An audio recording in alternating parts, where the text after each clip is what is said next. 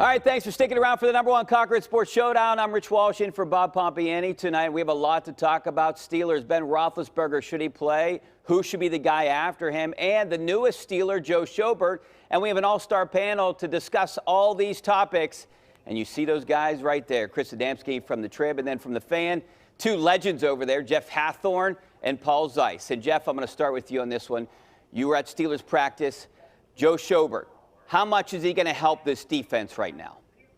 Well, you know, when they walked out for practice and ran the first 11 on 11, Joe Schobert was out there with the first team, and he actually, during practice today, called some plays. So that tells you first practice, first couple of times with these guys, he's out there calling plays. They have some big plans for him.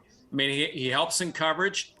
He might be a guy in dime situations. I mean, he's got a lot of versatility, and we know how much Mike Tomlin loves versatility, but I think he'll make an impact right away. He has 4 weeks now to get up to speed, 2 preseason games, plenty of time. I think the Steelers are going to throw as much as they can at him and see what all he can handle, see what kind of work, see what he might be at this point. Better than Devin Bush had, certainly, you know, better than Robert Spillane had, better than what Cameron Sutton was perhaps last, whatever their dime option is up to this point, which is not Sutton anymore. But I think they're going to try and see, and they believe in his acumen and his IQ that they can throw all these things at him and see what sticks. And I think they're certainly open to the possibility of having him on the field for every down. And we saw in that preseason game, it was sort of telling right when that trade's breaking, there were plenty of plays made with Steelers linebackers in coverage against him. So I think this is hopefully what they think is going to address that. Well, I mean, I think that they went and made this trade not because they, wanted to go get Schobert, because they needed him. And they obviously knew that they needed somebody who could cover from that position. They have a glaring hole there, a glaring need there. So it doesn't shock me that he was calling plays today. It doesn't shock me that he's running with the ones. And I expect him to be there in just about every package that they possibly could have him in, because he has a skill set that they really don't have. And it was clear in the first 2 preseason games that they needed somebody with his skill set. So, I mean, barring him getting hurt, I expect him to, play a lot. I expect him to start. I expect him to be in a lot of the sub packages. And, I think he's going to have a really good season for them. I guess, Paul, the good thing is he said today that this is his 6th defensive scheme. So it doesn't matter what you throw at him, out there. I think he'll be able to catch on. And I think all they want to see, basically, is how his football instincts. Right. I mean, I think, that's the biggest thing with a guy like him is he's a veteran. He's played a lot of football. He's proven he can play at this level, and he's proven that he can be a really good player at this level. So, the biggest thing is, as Chris said, you've got 4 weeks to worry about him learning all the intricacies of your defense. Get him up to speed in terms of playing with the guys around him and sort of figuring out the lay of the land and all that other stuff. And, slowly but surely he's going to pick up on the actual schemes and the play calls and all that other stuff and just get better and better and better. And hopefully, when the season starts, he's really ready to roll. The Steelers have recognized for years, as everybody has, it's watched the NFL, how it's kind of evolved, and you need your linebackers now, not just to be these big run stoppers that make tackles, although he can do that. But they need to make sure they address their coverage. They I don't say they reached, but it was sort of a surprise pick from way back to Ryan Shazier 7 years ago. They certainly traded up to get Devin Bush. And I think they're finding now Bush is maybe one of the fastest linebackers in the league. He's one of the fastest linebackers in the league, but speed doesn't necessarily equate to good coverage. I'm not ready to give up on Devin Bush. I don't think the Steelers are ready to give up, but certainly by any means he's going to start. But I don't think necessarily that the problem we saw. Listen, everybody saw the Jarvis Landry last year in the playoffs. That's still there. I think in the modern NFL, the Steelers will have as many people that can cover people in the middle of the field as possible, and he certainly comes with that reputation. Jeff, can the guy cover a tight end? Well, he better. That's what you brought him in for. And the timing was perfect because you're watching that Philadelphia game like, oh, my God, they can't cover a tight end. And then we see the news start to trickle out about them making this trade for Joe Schobert.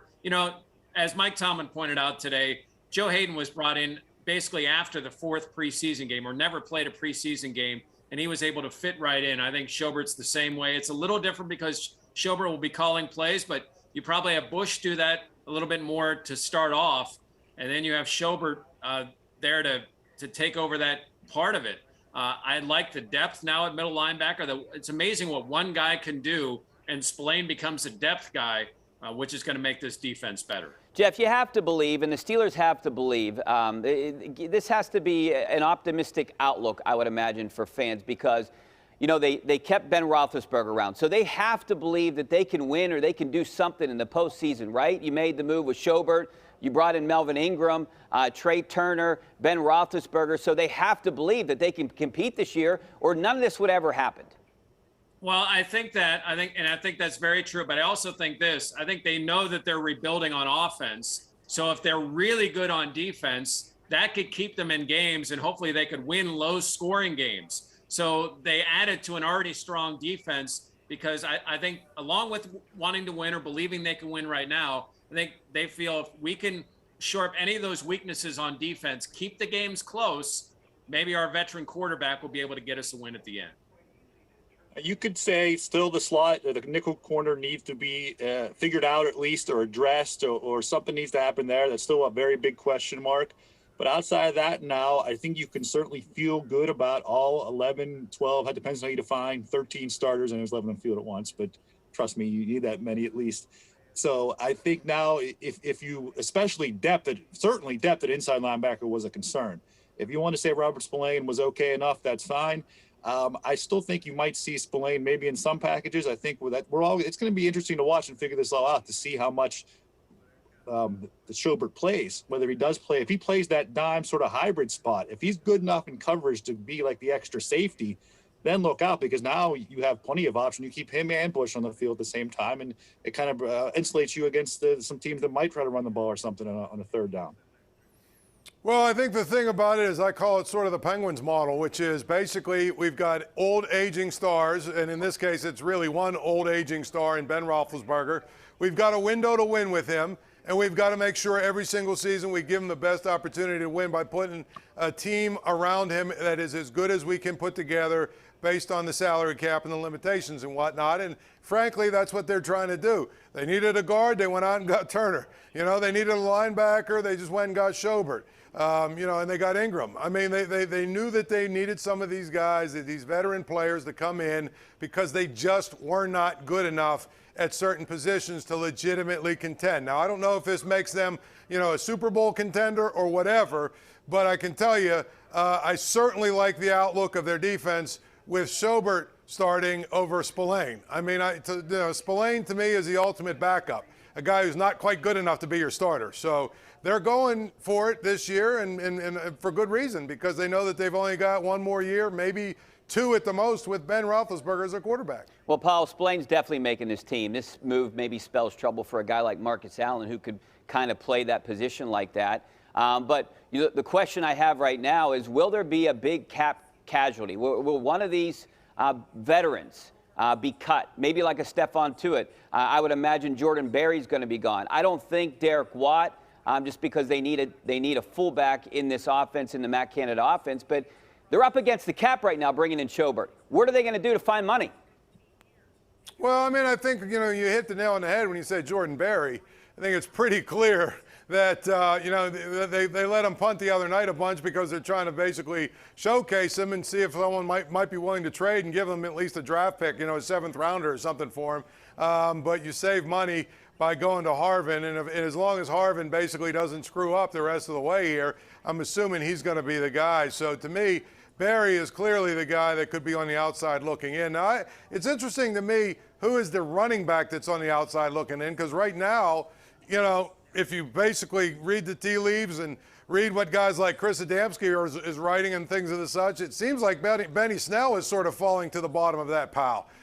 So maybe he's a guy that goes this offseason. But you don't save any money doing that. Camp. I'm trying to save money. Well, you don't save any money doing that. But I'm saying there's some veteran guys that they can cut that are guys that maybe don't make a ton of money, but you cut 3 or 4 of them, and together they maybe give you $2 or $3 million, and then you go get a guy like Jordan Berry, and next thing you know, you've strung together $4 or $5 million, which is really all you need to go into the season, I think. Well, you've already cut DeCastro, you already cut Steven Nelson, you already cut Vince Williams, then he came back and retired again. They didn't cut people, they let a lot of people walk who maybe in normal years they would have re-signed for better or for worse. whether you're talking to Matt Filer or maybe an Alejandro Villanueva or certainly a Mike Hilton, I think they would have tried to bring back, and if they had the cap space. So you've already done a lot of those finances. I don't know how many other veterans are really left to do that with. If you need space, once they restructure it now, and word came out that happened, and you kind of expected that, and Jacksonville taking some of the salary. It's not too prohibitive under the salary cap. Now, the elephant in the room, of course, the TJ Watt extension. And in an ideal world, to help yourself down the road, you want to dump as much of that as you can, which there isn't much to dump into it if you're talking over 100 million or more, into this season's salary cap. So that's kind of where things get interesting, depending on how that gets structured, and assuming that gets done. And if it gets done, then that's the only time. Other than that, I think they're still okay, and they still have enough maneuverability to do something small if they have to. And I don't know what else they can do other than maybe a slot corner. Yeah, I think to Chris's point, the salary dumps were made earlier. I mean, they kind of took care of that, and they really don't have to, because Pro Football Talk reported first, it's kind of half the salary is going to be taken up by Jacksonville this year. And I still think there are creative ways to get it. If you want to get a deal done with TJ Watt, you can find a creative way to do it. Richie, I just don't think that there's many of these guys that they're going to make a salary dump for. I think the cuts they're going to make are performance driven. All right, we got to take a break. That's what we're going to do right now. And coming up next, we're going to talk about, should Ben Roethlisberger play this preseason, and who should play after him. That's all next. Stay right there.